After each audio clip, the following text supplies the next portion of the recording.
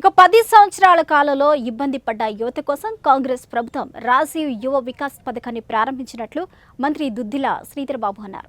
గత ప్రభుత్వ హయాంలో ఎవరికి బలముంటే వారి పేర్ల మీద భూములను నమోదు చేసుకున్నారని మంత్రి అన్నారు.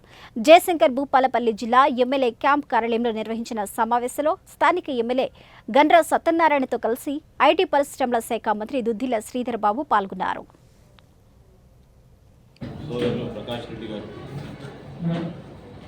దేవన్ గారు, వకీల్ గారు, బ్లాక్ కాంగ్రెస్ అధ్యక్షులతో పాటు మిత్రులు అశోక్ గారు, మాజీ కార్పొరేటర్ సోదరులు, మిత్రులు అందరం కూడా కలుసుకొని ఈరోజు ప్రధానంగా రాష్ట్ర ప్రభుత్వం రేపు రాబోయే కాలంలో ముఖ్యమంత్రి రేవంత్ రెడ్డి గారి కాంగ్రెస్ పార్టీ ప్రభుత్వ ఆలోచన రాష్ట్ర ఆర్థిక వ్యవస్థను 1 ట్రిలియన్ ఆర్థిక శక్తిగా పెంచాలని ఒక లక్ష్యంతో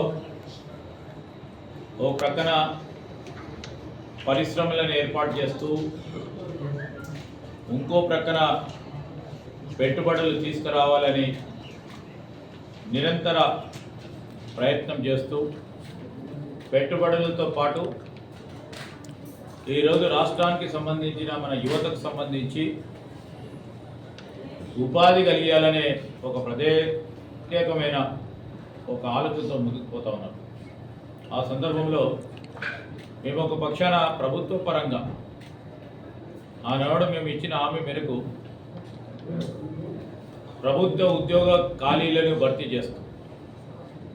57,000 ప్రభుత్వ కొలువులను ఒక్క సంవత్సర కాల వ్యవధిలోనే భర్తీ చేస్తూ లక్షలాది మంది